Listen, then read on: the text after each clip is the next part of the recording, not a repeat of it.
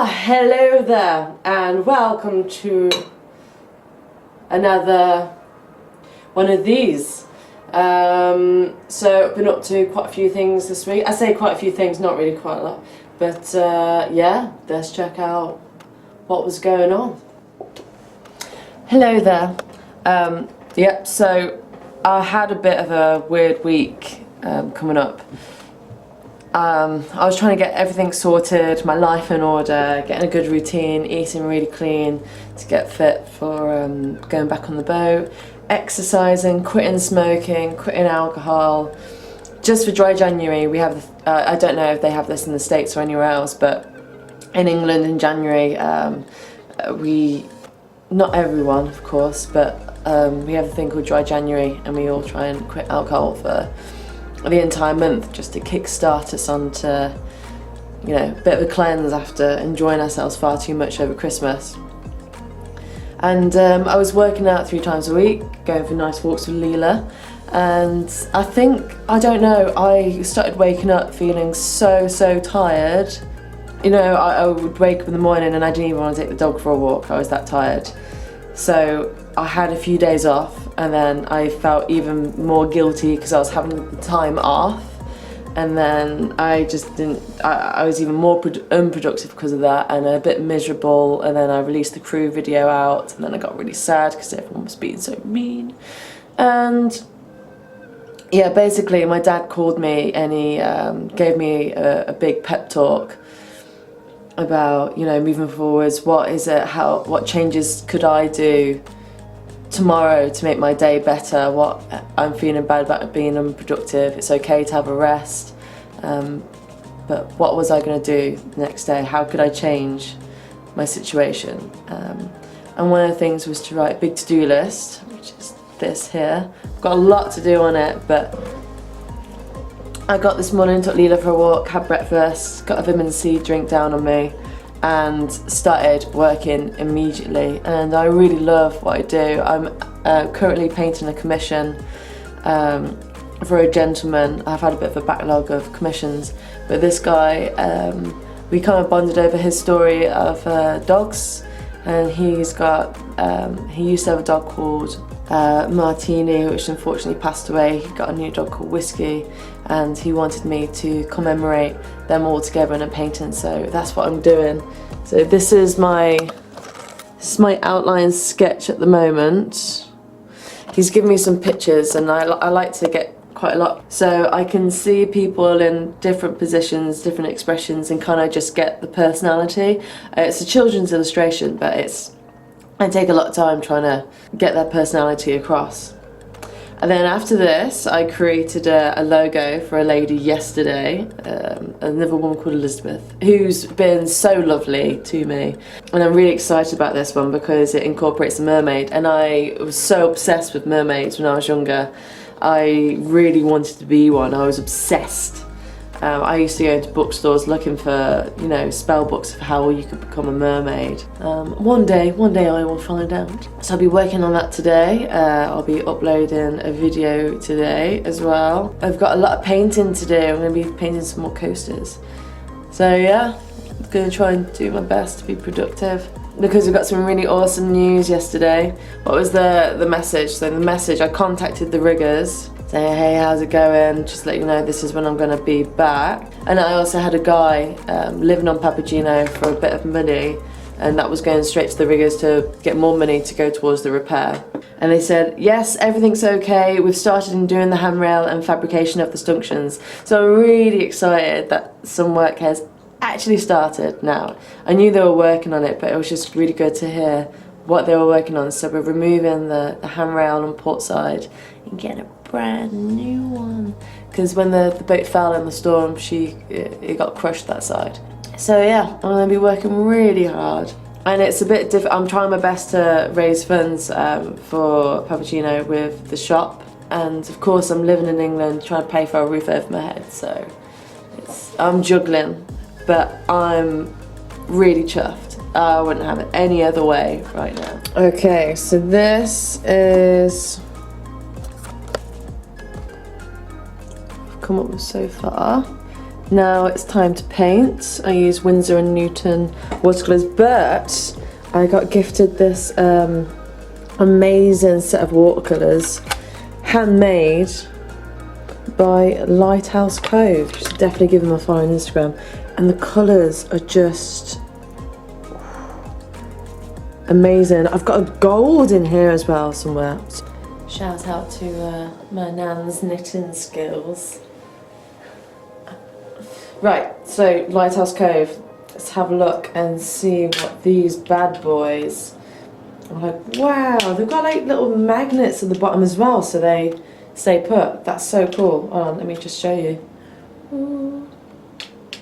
Now, if you're ever gonna get into watercolors, if you've never worked with watercolors before, what I would recommend when you first start out is to get like a bog standard kit to work with and to experiment with, and just experiment with lines, your different paint brushes, and water, like how much pigment you need with water.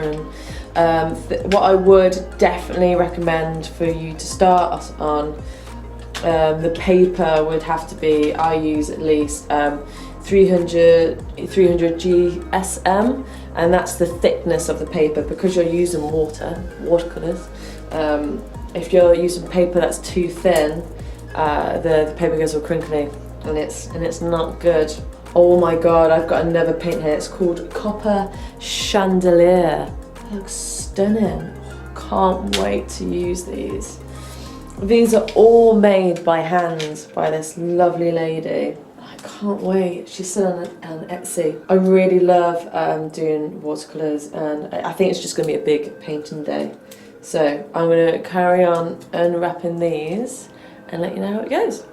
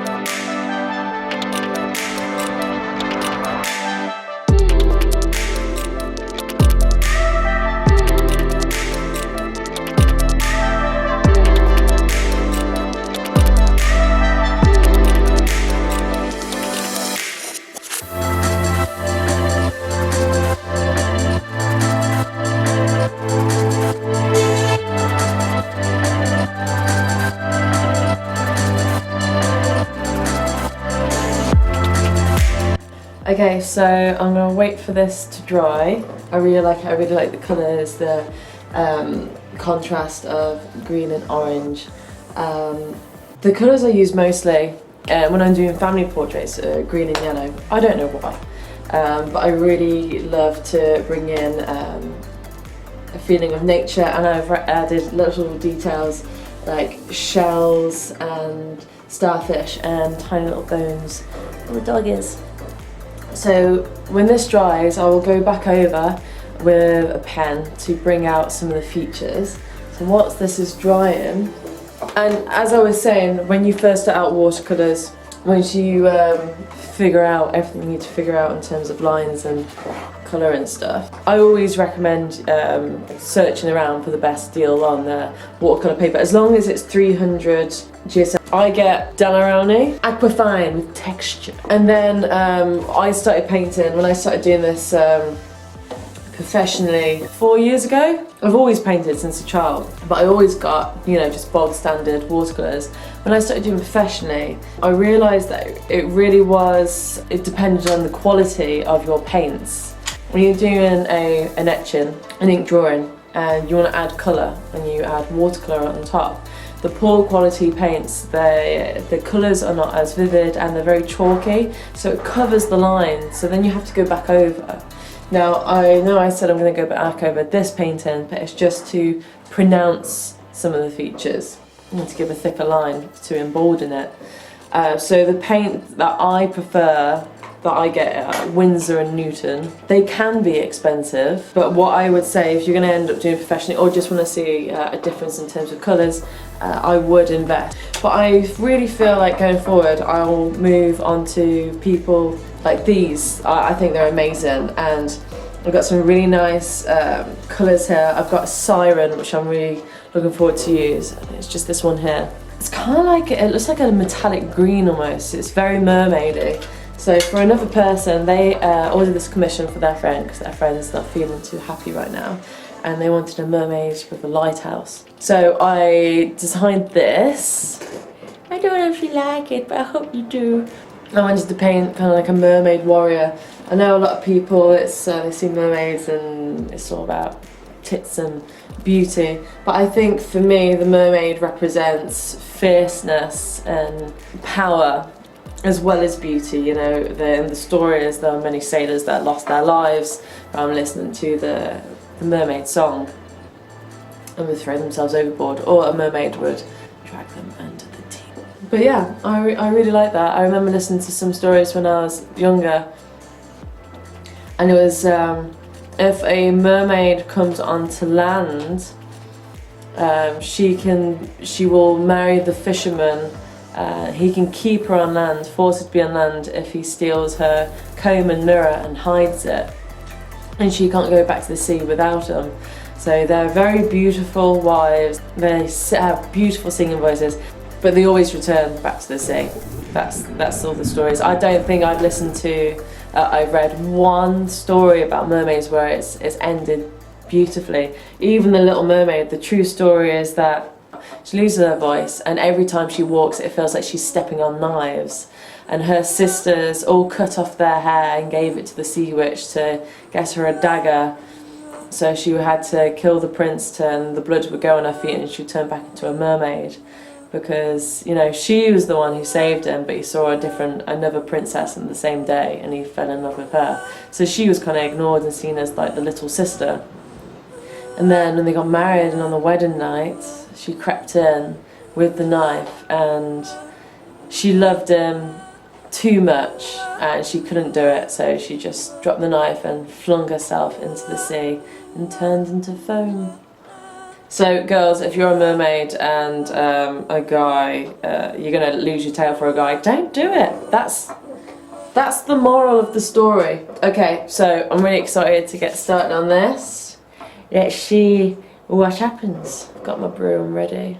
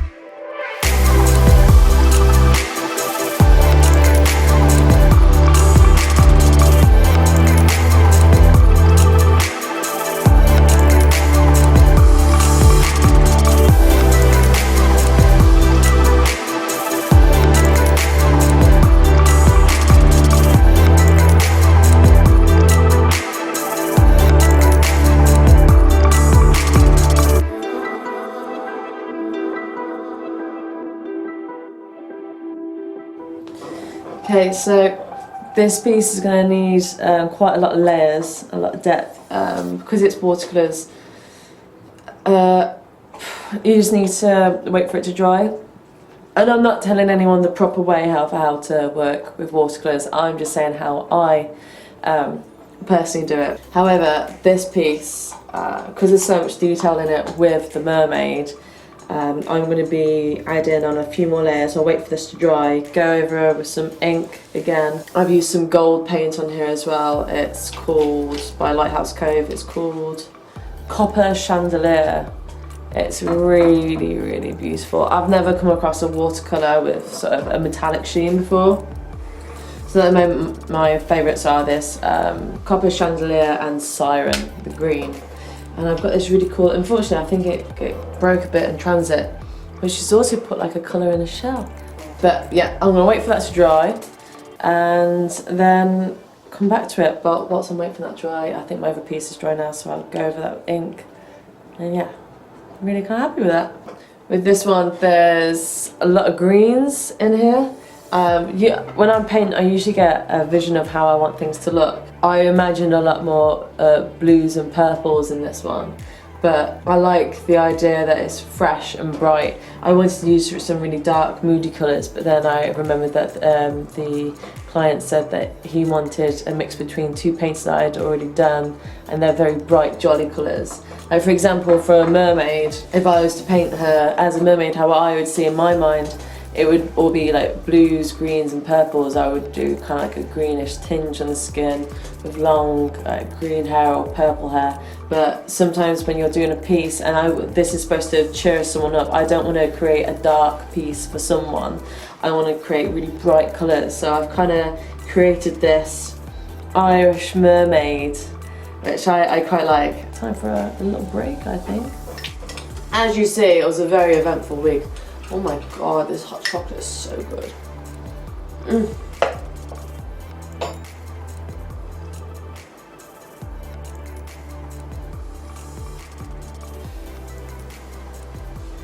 I have to pause this because it's just too good. It needs to be enjoyed. I can't talk over this hot chocolate. Bloody hell, it's just far too good.